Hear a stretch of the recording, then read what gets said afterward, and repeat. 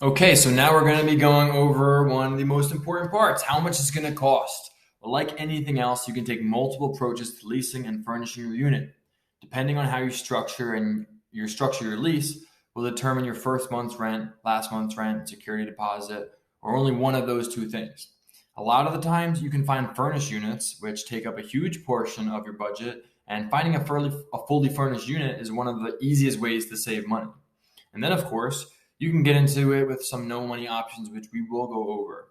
You may end up giving up a large portion of your revenue, but it's of course possible, and we will go over those options in another lesson. So let's restart. Okay, so now we're going to be going over something very important. How much is this going to cost you? What are my options? So let's kind of just jump into it. Like anything else, you can take multiple approaches to leasing and furnishing your unit. Depending on how you structure your lease, will determine if you need first month's rent, last month's rent, security deposit, or only one or two of those. A lot of times you can find a fully furnished unit, which can take up a huge portion of your budget, and finding a fully furnished unit is one of the easiest ways to save money. And then, of course, we have a lot of no money down options. You may end up giving a large portion of your revenue, but we still have these options, and we'll make sure we go over those options in a separate lesson. Let's talk about the spectrum of what you can expect to spend to get for your dollar. Make sure you download the Excel spreadsheet that you can see behind me here. It's very interactive and it's going to help you out. It's going to map out your closing costs and your revenue. And when you can visualize things on a screen in front of you, it helps you understand the deal even better. It paints a picture. Some people are visual learners, some people are auditory learners. I recommend always testing this out, running through this calculator here, using this model, and just getting familiar with it. So first, let's discuss the lease, which is one of the two major upfront costs. There are no rules in signing a lease other than the rules you put in the lease. You have to understand that. You have to realize this and know that if you can think it and articulate it, you can put it in the lease. As you grow, I would highly suggest hiring an attorney for a case-by-case customization for the leases.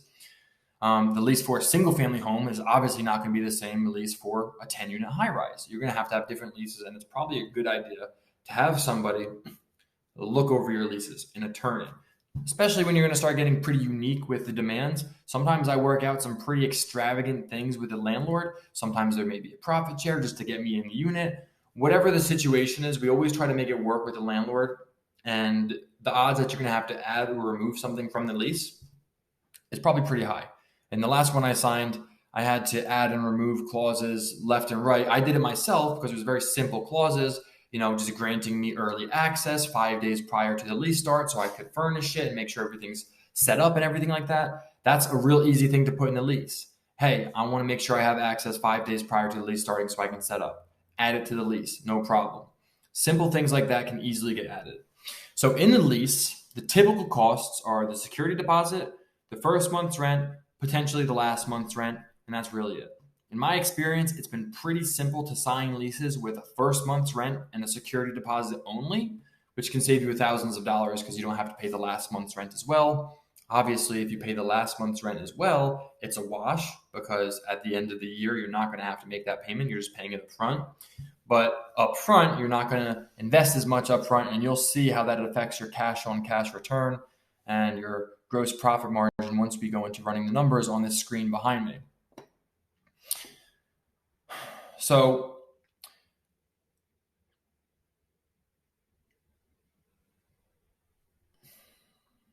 most of the time, I look to come to the table preparing to pay first month's rent, last month's rent, security deposit. That's my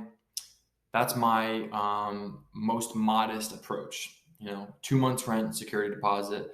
I really, really, really try to work in just 1 month's rent and the security deposit. And for most of my units, I've been able to make that work.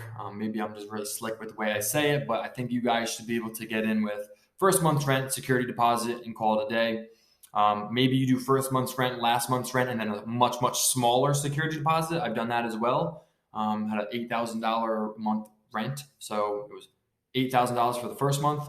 They went $8,000 for the last month, but then I only gave them a $2,000 security deposit. So it was kind of a win-win there, but these are the things that you can work out. And that's what I'm saying, that leases don't have any rules. The only rules in the lease are what you decide to put in the lease. So get creative and put certain things in there. The next big expense is furniture. And with furniture, there are multiple ways you can approach this depending on what you need. On the most expensive side of the spectrum, you can virtually spend an unlimited amount of money on furniture. Furniture ranges can get very, very expensive. On the cheapest side, you can spend somewhere around $2,000 a bedroom to get it furnished. On that end, you better prepare to spend more money on furniture pretty quickly, though. Cheap things break and need to be replaced. Personally, I look for a nice median of quality and price. This means I spend more than I have to, but I also can feel more confident and comfortable with that unit because it provides me more value and it provides the clients more value. And I know I'm not going to have to go in there in 3 months or 2 months to replace a bed frame or to replace a cheap couch or anything like that. Ultimately, it means better reviews and higher average daily revenue. So I don't really recommend you cheap out unless you absolutely have to. I've also operated at different spots on the spectrum though. I furnished units with very nice antique tables, couches, paintings from big names and designers, and I fired away on Amazon orders and received everything in a box that needs to be assembled for the cheapest end of the spectrum at $2,000 a unit. There's nothing wrong with either one of these methods. You're going to get slightly different results with these methods. Obviously, if you invest more money into the place, you're going to get slightly more revenue. There is a point of diminishing returns, meaning it makes no sense to have a crappy looking unit and put designer furniture in there. You're not going to get the same price as the mansion with the designer furniture. So don't think that. There is a point of diminishing returns, but there's nothing wrong with either one of these approaches. It just depends on where you're at, how much money you have to start up initially. That's really what it comes down to. How much money do you have to start up initially? If there is no concern for money starting up initially, you know you can afford good quality furniture. That is absolutely what I recommend. I recommend you go with as nice as furniture as you can feel comfortable affording. But again, let me reiterate this. When I first started, I was in a financial squeeze. I had to start units and literally order everything off Amazon as cheap as it could be, assemble it myself because I did things the wrong way, and we'll go over that as well. But it was extremely, extremely cheap. I was able to furnish 1 bedrooms for $2,000 a pop. That's a pretty cheap startup cost for getting into one of these things. The monthly rent was $1,600. I paid first month's rent, security deposit, and then $2,000. That's $3,200 for first month's rent and security deposit, $2,000 for the furniture, $5,200. I was all in on that property. That's a really, really, really low startup cost. However, I've gotten 4-bedroom houses that have cost me 20 grand to start up as well, because like I said, I got antique furniture, I got nicer couches. One couch can be $3,000. So be conscious with your furniture, and whatever you hear else out there on the market, oh, do this, do that, do this, do that. There's no rules. There's no rules to Airbnb. The only rule is you got to fucking win. Sorry for my language, but you want to win. That's why we're here, to win. So whatever you need to do to win is what you're going to do. What I've taken away is I do not believe people care to know, respect, or find value in high dollar furniture the same way you will.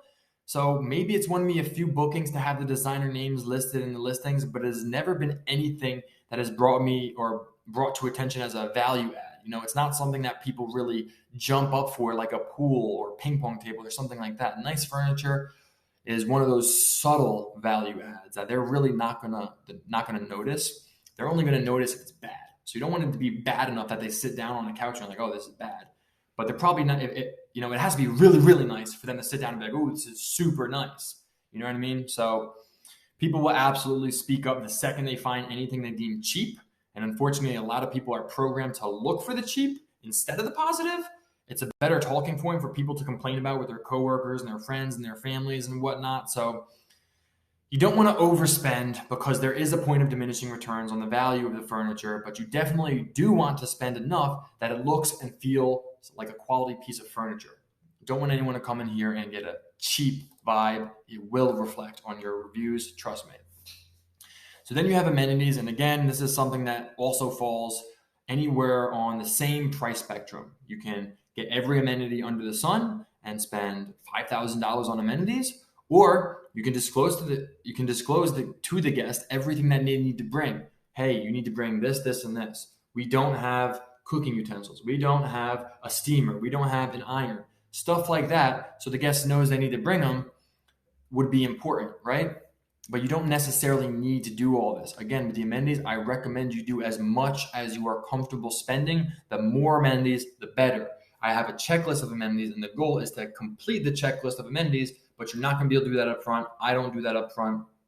It's usually something over time, as it starts making money, you constantly reinvest into the model. You constantly make sure this unit is up to par. So we will go over how to map out and plan for all of your expenses step by step. This involves actually building a cart and seeing how much these things are going to cost you. You may add some items that you like and then take out, or you may add some items step by step as you go. My favorite way to do this is to put everything from the checklist in the cart, see exactly what everything is going to cost, and then start removing things to meet my budget. We make it very easy by providing extensive checklists for furnitures and amenities. So make sure you download those checklists below and you familiarize yourself with them. They're very, very extensive and they basically have everything you can need. I always put them on a separate Excel spreadsheet and I list them out by category and I put the link for exactly what I'm going to purchase next to it. This way, when I'm ready to pull the trigger, I can build a furniture plan and I have these furniture plans built out. Next time I want to get into one of these units, I just go straight back to that same furniture plan, reorder that cart. I know that unit's getting everything else it needs. This is doing the work up front to make sure we don't have to do it later. You're either going to get your first unit and you're going to map everything out along the way. This way, when you get your second unit, you know exactly what you need to order, where you're going to order it from, how much it's going to cost you, what your budget's going to be, what you can expect to spend, and what you can expect to need in terms of amenities and furniture. Or you're going to get your first unit. You're not going to record any of that information. You're not going to write that down. Then you're going to go to get your second unit and you're going to be like, I need to do all this over again to figure out where I'm at. Do yourself a favor, go slow up front, do it right up front, and you won't have to do things twice. Do it right, do it once, don't have to do it again. Or you can do it wrong, you're going to have to do it again and spend way more time on it. So up front, as you're going through all this, map everything out. I'm going to show you how I run the numbers now in the next lesson. We're going to go through everything here, and you're going to be very, very confident in how to figure out how much it's going to cost for you, figure out if it's going to be profitable for you. So let's get right into the next lesson and run these numbers.